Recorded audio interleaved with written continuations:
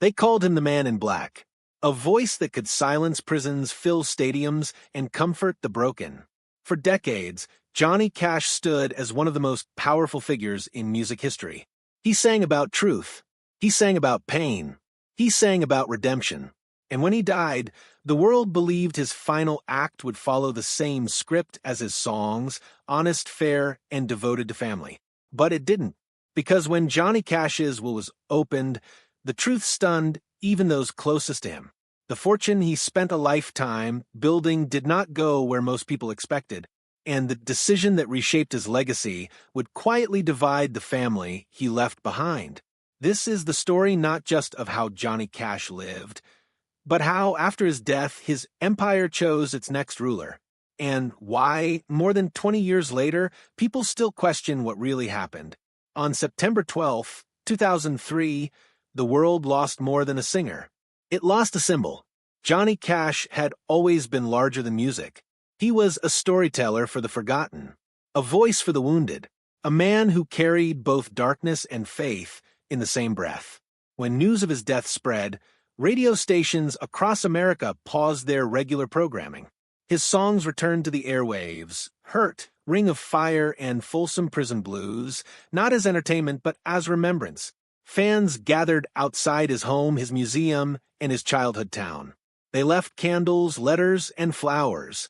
For millions, Johnny Cash had never felt like a distant celebrity. He felt personal. But while the public mourned, something else was already unfolding behind closed doors. Lawyers pulled files from cabinets. Executors reviewed legal documents that had been prepared long before that day. Financial advisors contacted record labels, publishers, and banks. Because Johnny Cash hadn't just left behind memories. He had left behind an empire, and someone had to inherit it.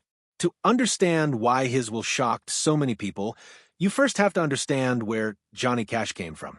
He was not born into wealth. He was born into struggle. Johnny Cash entered the world in 1932 in Kingsland, Arkansas, during the Great Depression. His family were sharecroppers, living in poverty so deep that survival itself was uncertain. They worked cotton fields under the burning sun, earning barely enough to eat. But even in hardship, music was everywhere. Church hymns echoed through wooden walls. Radios carried distant voices into their small home. Young Johnny listened carefully, absorbing every sound. Music wasn't just entertainment. It was escape. It was hope. And it was the beginning of everything. After high school, he joined the Air Force and was stationed in Germany. It was there, far from home, that he began writing songs seriously. Alone with his thoughts, he shaped the voice that would later define a generation. When he returned to America, he carried little more than a guitar and belief in himself. In Memphis, he walked into Sun Records and auditioned. That moment changed his life forever. Songs like I Walk the Line and Cry, Cry, Cry made him an instant sensation. His deep, steady voice didn't sound like anyone else. It sounded real, honest, unpolished. People believed him, and that belief turned into money. By the late 1950s and 1960s, Johnny Cash was no longer just a rising star. He was a global force. He signed with Columbia Records, and his career exploded. Albums sold in massive numbers. His concerts filled arenas. Every song he wrote became more than music. It became intellectual property. Royalties flowed continuously, building a financial foundation that would outlive him. He toured relentlessly, performing hundreds of shows each year. Ticket sales, merchandise, television appearances, and sponsorships multiplied his income. Then came television. The Johnny Cash Show brought him into millions of homes every week. His influence expanded beyond music into culture itself. He wasn't just earning money. He was building something permanent, something that would continue earning long after he was gone. But behind the success was a complicated personal life. Before fame consumed him, Johnny Cash had married Vivian Liberto. Together, they had 4 daughters, Roseanne, Kathy, Cindy, and Tara. They were there before the fame, before the fortune, before the legend. They knew him when he was just a man trying to survive. But fame changes people. It changes relationships. And it changed Johnny. Touring kept him away from home. Addiction pulled him deeper into darkness. The man Vivian married slowly became someone else, someone the world adored, but she barely recognized. Their marriage eventually ended, and in the years that followed, Johnny married June Carter. June was different. She understood the industry. She understood the pressure. She didn't just love Johnny, she helped rebuild him. She helped him overcome addiction. She became his partner in every sense, emotionally, spiritually, and professionally. Together, they had one son, John Carter Cash. To the public, Johnny and June were inseparable. They represented redemption, faith, loyalty, but their blended family was more complicated than it appeared. Johnny had 4 daughters from his first marriage. June had children from her previous relationships, and together they built a new family centered around their shared son. Over time, something subtle began to shift. Johnny's empire, his music, his brand, his future, became increasingly connected to the life he built with June. And that would matter later, more than anyone realized. In May 2003, tragedy struck. June Carter Cash died. Her death devastated Johnny. She had been his anchor, his protector, and his closest partner. Without her, he was lost. Just 4 months later, he followed her. But before he died, something critical had already been finalized. His will. When Johnny Cash's estate plan was executed, it revealed a decision that surprised nearly everyone outside his inner circle. His 4 daughters were not ignored. Each reportedly received around $1 million, a significant amount by most standards. But they did not receive control. They did not inherit the empire.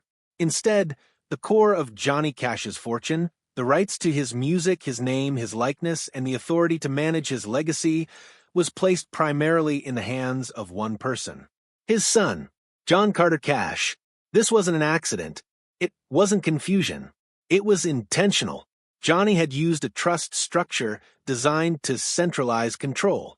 Rather than dividing ownership among multiple heirs, he ensured that one voice would guide the future of his legacy. Legally, it was flawless. Emotionally, it was something else entirely. Because the true value of Johnny Cash's estate wasn't the money he had at the time of his death. It was the money his legacy would continue to generate. Every time one of his songs played, every time his music was streamed, every time his image was used, the empire would grow, and only one person would control it. At first, the family remained silent.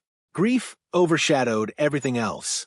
The loss was too fresh, the pain too deep, but as time passed, reality became harder to ignore.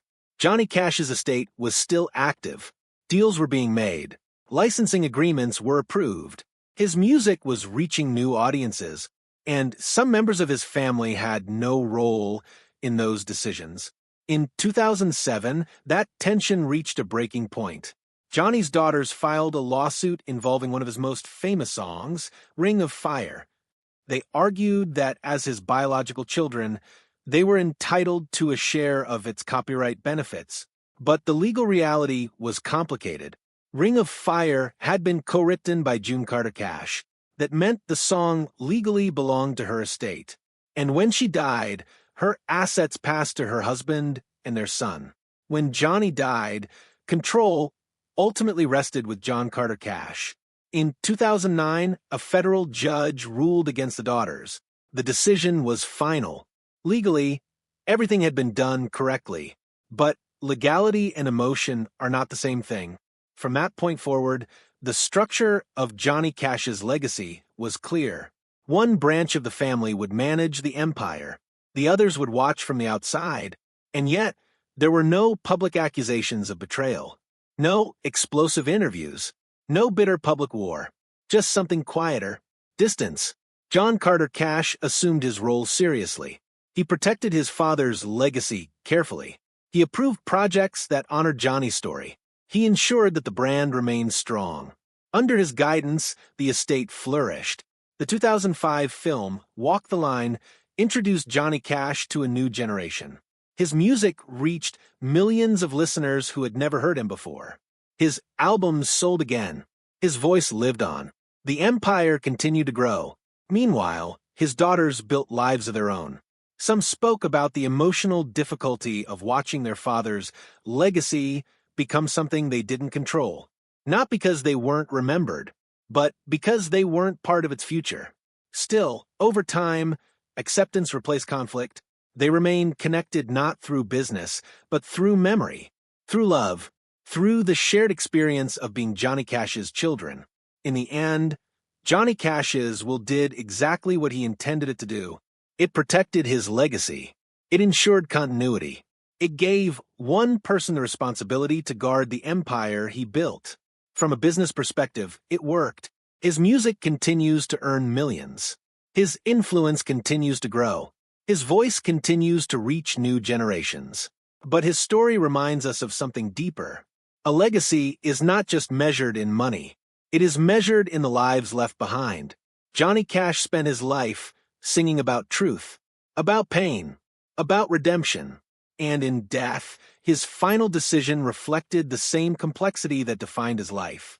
There were no villains, no thieves, only a man who made a choice about his future, and a family that had to live with it. Today, the man in black is gone, but his voice still echoes, and the empire he built still stands, stronger than ever, guarded carefully by the son he trusted to carry it forward.